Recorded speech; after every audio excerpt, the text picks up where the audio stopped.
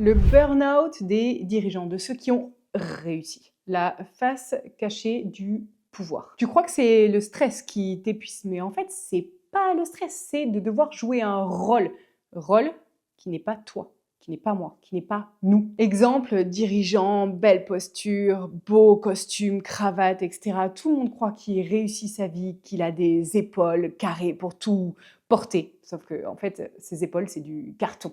Que derrière, il n'y a plus de vie, il n'y a plus de jus, il y a juste un mec qui n'en peut plus, qui est plus personne en fait parce qu'il a tellement joué un rôle qu'il ne sait plus qui il est. On valorise encore aujourd'hui le mythe du leader qui tient bon. Moi la première, pendant des années, tous mes amis m'appellent toujours plus et c'était valorisé. En fait, à chaque fois qu'on produit plus, on a l'impression que les gens pensent que c'est bien, donc on se maintient dans ça. Mais au final, qui gère, qui contrôle, qui fait avancer la machine? Et on n'a pas de fragilité parce qu'on encaisse. Mais à quel point? Au fond de toi, ce qu'on attend, c'est que tu sois une machine. Et puis toi, tu as voulu être un bon élève, alors tu as tenu.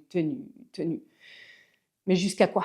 Jusqu'à plus d'envie, plus de joie, juste une mécanique bien huilée et bien vide. Il y a Gabor Maté qui dit que quand on ne sait plus dire non avec la tête, c'est le corps qui finit par le faire et puis bien sûr il fait comme il peut. Donc douleur, dépression, épuisement, vide intérieur, etc. Tu vois? C'est pas un effondrement mental, c'est une alarme biologique. C'est ton système entier qui te dit « Stop, là, c'est plus juste, je suis plus aligné avec moi ».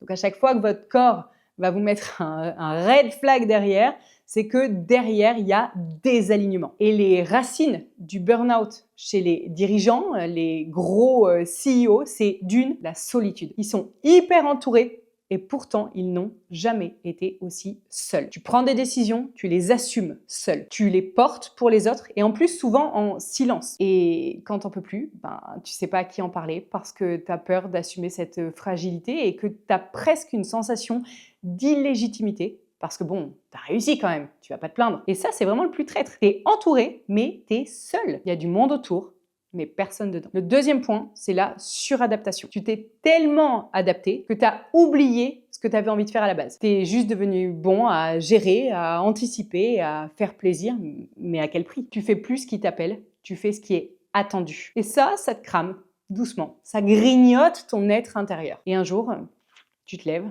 et tu n'as plus envie de rien. Genre de rien. La troisième raison pour les burn-out, c'est la perte de sens. Pas une crise de la quarantaine, l'idée c'est pas un caprice, c'est pas un jour je me réveille et oh non, j'ai changé d'avis. Non, c'est juste le à quoi bon? Pourquoi je fais ce que je fais? T'as réussi peut-être, mais tu vibres plus. Tu te poses la question de pourquoi t'as fait ce que t'as fait et pendant autant de temps. T'es dans l'action, mais t'es plus dans la création. T'as des résultats, mais t'as plus de présence dans ta propre vie. Les signaux invisibles, c'est genre mental hyperactif, corps à plat. Tu réfléchis à tout, tout le temps, tu suranalyses, tu anticipes, tu gères. Tu passes ta vie à gérer des trucs. Ça veut dire, attends, pourquoi elle nous fait ces vidéos alors qu'elle le vit? Bah justement, parce que je le vis. Et en fait, tu es épuisé et tu comprends même pas pourquoi. Il y a aussi la petite irritabilité bizarre dans ta vie, genre t'as pas de patience, tu réponds sec aux gens, t'as du mal à dealer avec les personnes qui te comprennent pas tout de suite, une réunion mal cadrée et tu frôles l'implosion, tu te reconnais plus. Et le pire, c'est que t'arrives pas forcément à changer. Il y a aussi l'isolement social masqué. Continue à voir des gens, mais tu t'éteins doucement, sans faire de bruit. T'es là, mais t'es pas là. Tu souris, tu participes, mais dedans, c'est mort, c'est figé, à plat.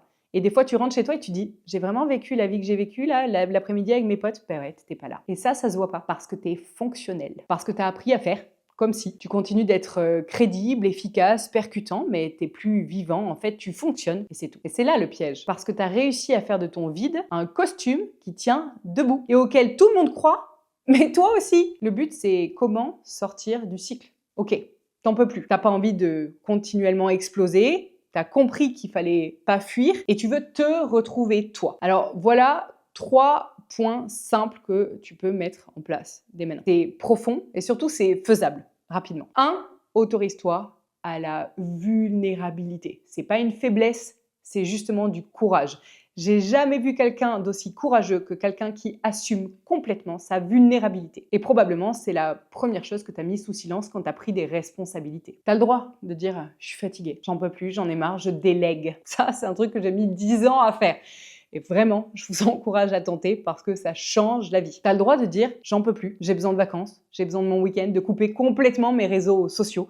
En aucun cas, ça t'enlève une puissance, bien au contraire. Le deuxième point, c'est choisis à qui tu parles. Là, on ne parle pas des burn-out private jokes que tu vas avoir avec tes collègues à la machine à café. Non, non, on parle de vraies connexions. Des connexions où tu vas te sentir écouté, vu, où tu vas pas avoir l'impression qu'on va te juger. Alors ça peut être des coachs, des thérapeutes, des mentors, peu importe, mais quelqu'un qui va voir derrière ton costume et pas ceux qui applaudissent ta performance. Et le troisième point, ça va être de revenir à l'essentiel. C'est pas ton organisation qu'il faut revoir, hein, c'est ta vibration, ta boussole, ta flamme, ton feu, le pourquoi tu fais ce que tu fais. Qu'est-ce que tu as sacrifié pour réussir? Et ça, je suis sûre qu'en un claquement de doigts, tu le sais. Ça te vient en image, en info, tu sais ce que tu as sacrifié et ce que tu as laissé sur l'autel de la réussite. Qu'est-ce qui te manque vraiment? Qu'est-ce qui te fatigue mais que tu continues à faire par loyauté, par habitude, parce qu'il faut le faire? Peut-être qu'en fait, tu n'es pas en train de tout perdre. Peut-être que tu es juste en train de te retrouver. Et ouais, parfois, ça ressemble à ça, à un crash. Pour ma part, ça fait plus de 2 semaines que je poste rien sur les réseaux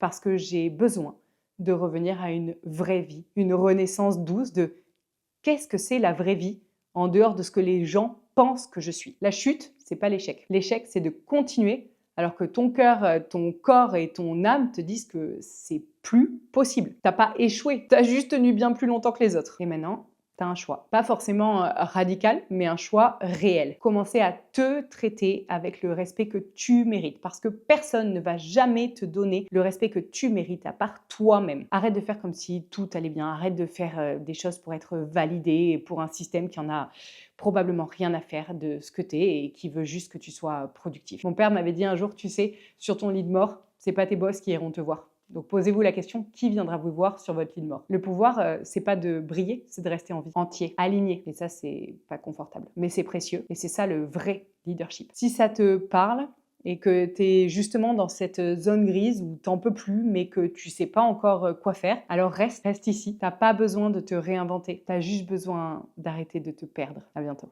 On ne change pas le monde en chuchotant. On le change en incarnant.